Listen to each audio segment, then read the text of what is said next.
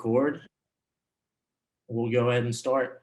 So my name is Kane Mathis. I'm here in Knoxville, and I'm going to be interviewing Mr. Patrick Quesinberry today. Patrick, if you want to go ahead and introduce yourself. Yeah, my name's Patrick Quesinberry. My first name's actually Leo. Middle name's Patrick. I go by Patrick. Currently live in Johnson City, Tennessee, and that's about it. I'm a equipment mechanic, and that's pretty much sums it up. Perfect.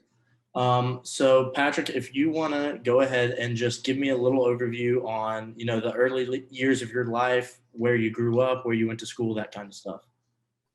Well, the early years, my dad was in the Air Force, so we kind of moved around a little bit. I was born in Newport News, Virginia, and when my dad was stationed at Langley Air Force Base. And then from there, we moved to Washington State in Nia Bay on a base there for a few years. And then we moved there to South Dakota to Rapid City on Ellsworth Air Force Base. And that was about the time frame I started school, kindergarten, first grade. And then from there, we moved to Abilene, Texas on Dice Air Force Base. And that's where my dad retired when I was about in the fourth grade. And from there, we moved back here because this is where all my mom's family's from. So this is kind of the area we moved back to and settled in. And what was the rest? What else do you need me to? Pretty much it. Just where'd you go to high school? I went to Science Hill High School. Yeah, and we moved a couple times in this area, and then I graduated from Science Hill, and from there, graduated that spring, and that winter is when I went in the military. Gotcha. So I know you said your dad was Air Force, correct? Were you Army? Marines.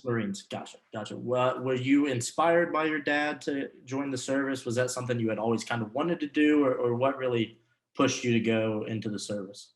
It wasn't really the Air Force thing. I mean, I always had kind of a military experience, I guess, but I actually wanted to join the Army for whatever reason. But I was in high school, I was pretty big.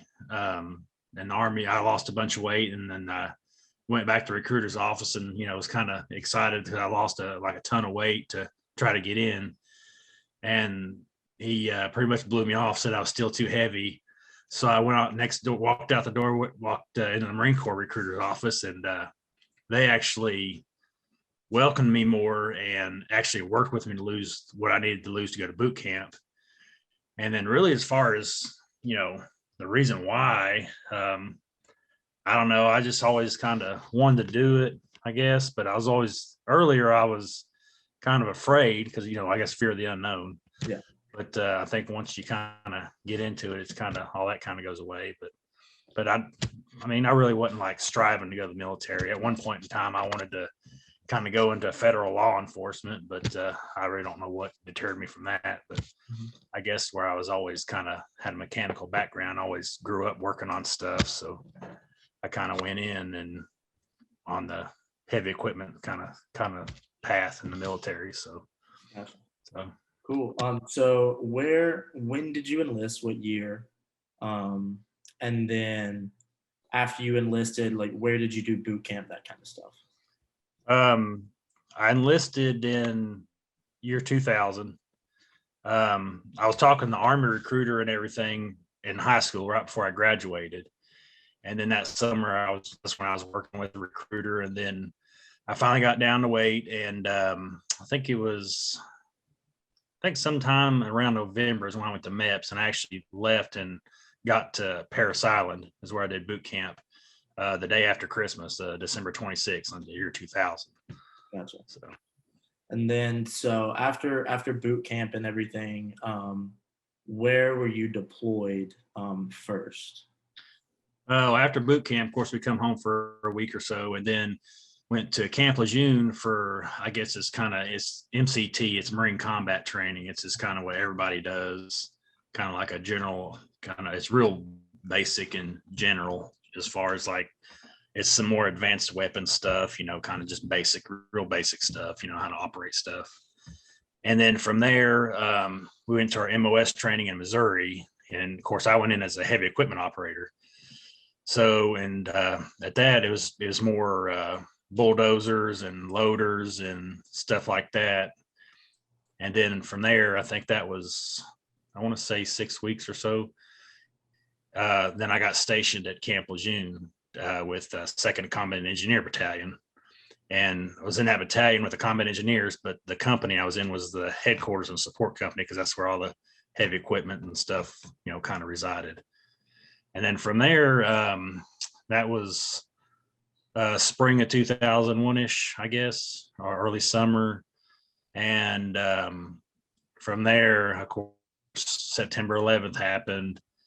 And then a few months after that, I got attached to Marine Expeditionary Units, where you go on ship for 6 months or whatever.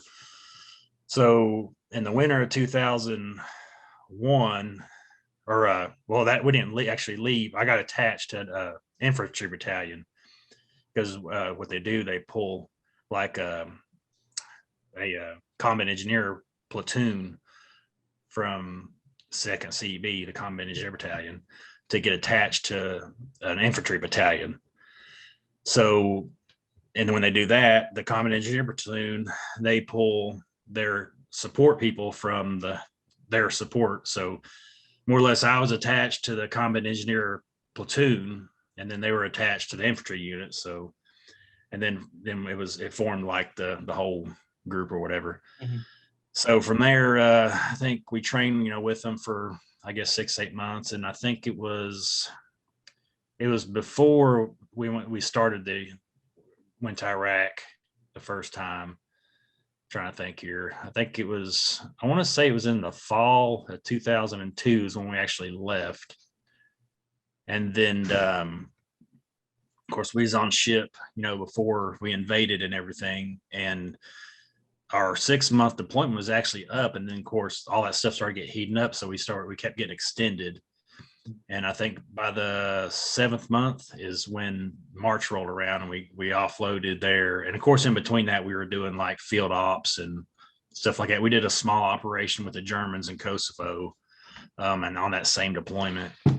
And then I think it was about March 20th, somewhere around in there, is when we actually offloaded in Kuwait. And then the invasion happened. Then we crossed the border to go into Iraq. And I think our unit went up kind of in the area in Basra, not quite in the Nasiriyah, before we were already gone for 9 months. So I guess we had to actually leave. So so we were actually in Iraq maybe a month or two or something like that, I think into April. About the end of April is when we started leaving the first time. Was that your only tour over there? No, we came back. Of course, we were all on Navy ships, so we came back, and then we got back to our regular unit, the Second CB, and then it was probably a month.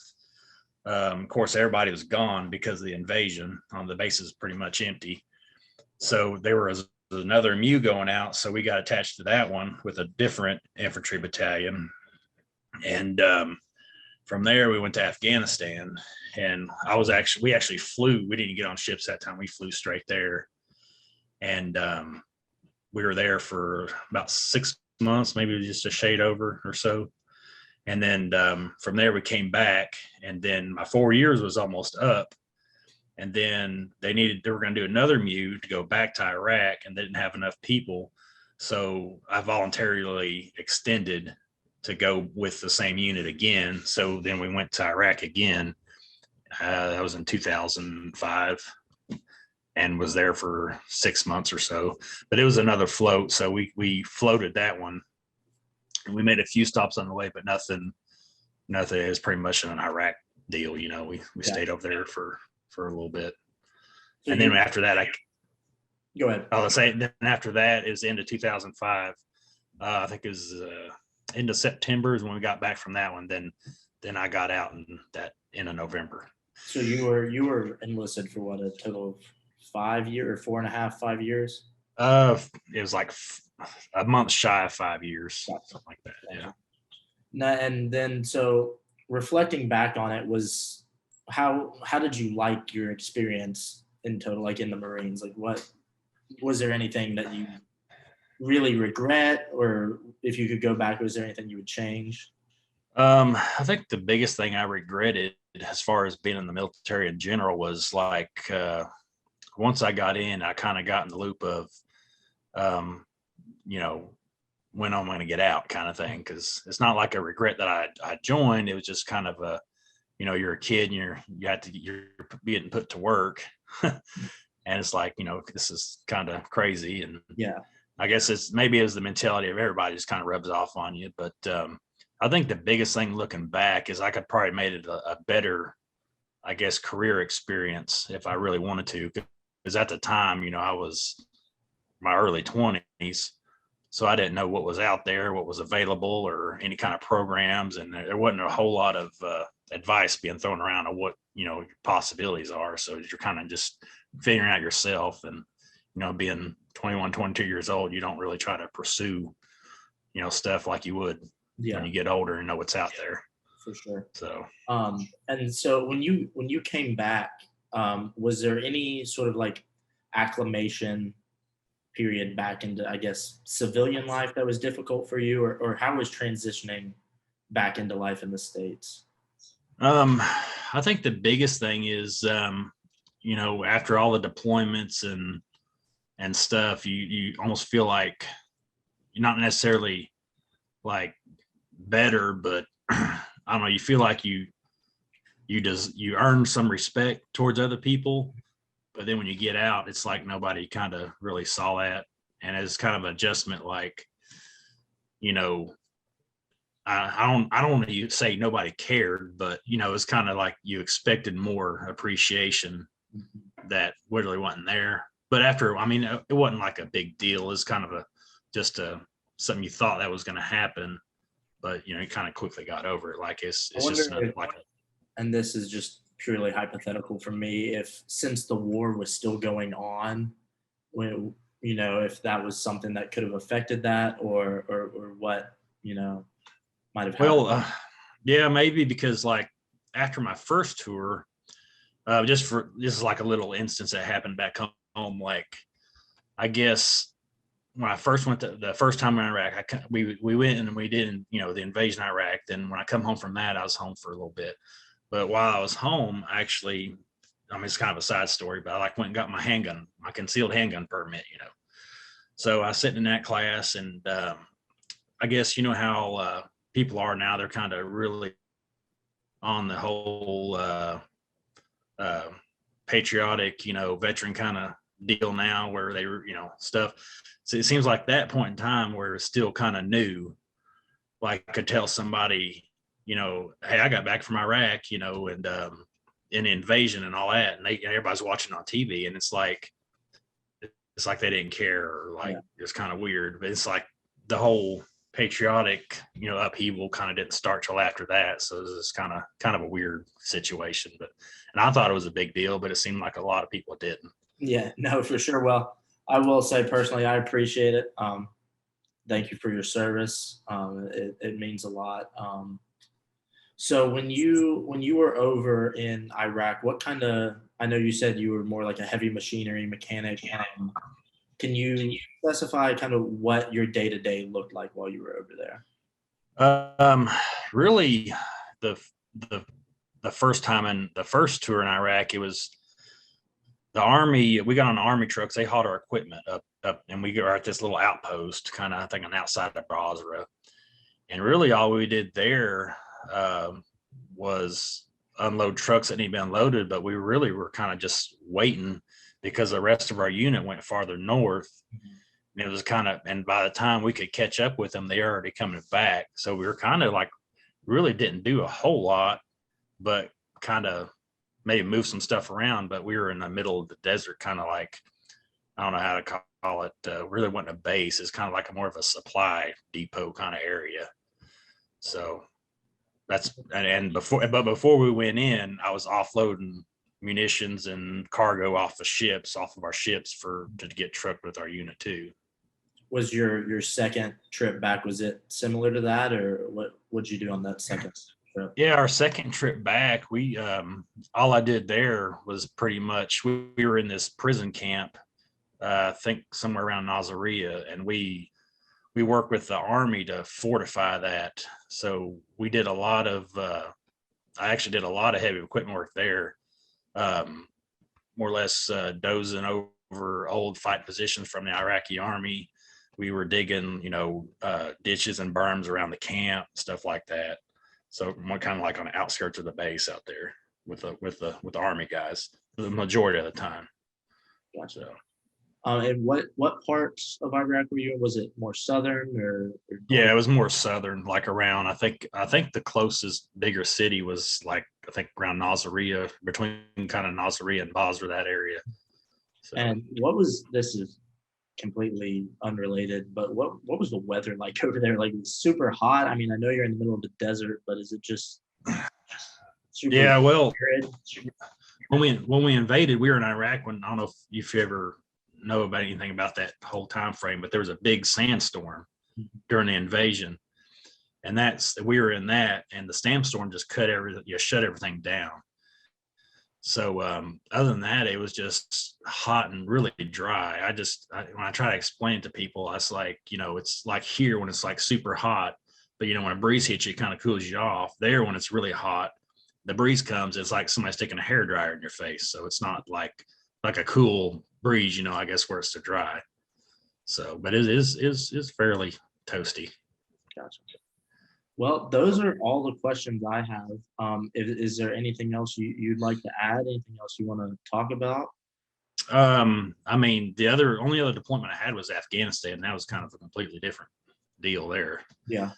Afghanistan, we didn't even, like I said, we didn't go on ships there. We flew straight over there. Yeah. And see, on the Muse, we brought our own equipment with us, so we had the capability of offloading anywhere, and more or less maintaining ourselves, for however long or whatever. But over there, we flew over there, and the whole thing with the equipment is they said there's going to be equipment over there that we can use. So we get over there, and it turns out that there was equipment over there, but it was a lot of the other countries, and so I didn't really operate any equipment over there for us anyway. So what happened was, since I was attached to the combat engineers, I always trained with them anyway.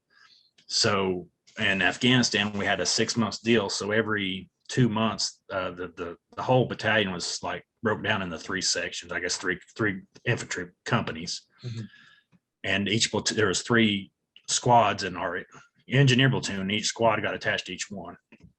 So every 2 months they'd rotate. One would do like wall security on Bagram, and then one would do kind of a deal where they would stay in Bagram and not really do much, unless sometimes they do patrols and stuff like that. And the other one, we went off post out in Asadabad, is kind of on the border of Pakistan. And so I went out there with them for that, and actually that's where I got a lot of combat experience with the infantry, because I didn't have any heavy equipment. So I was actually doing foot patrols and manning outposts from there, like up in the mountains. It'd be just like maybe a squad of Marines go up on the top of a mountain and like sit there for a week and watch over towns and stuff like that. So that's where I had a lot of more, combat experience for say, because I was doing stuff with the infantry. I really wasn't doing heavy equipment stuff. Yeah. So, How was that? The more combat side, did you prefer that or it was definitely more, I don't know, it's like either it's on or off. So you're either not really doing much or there's a lot going on.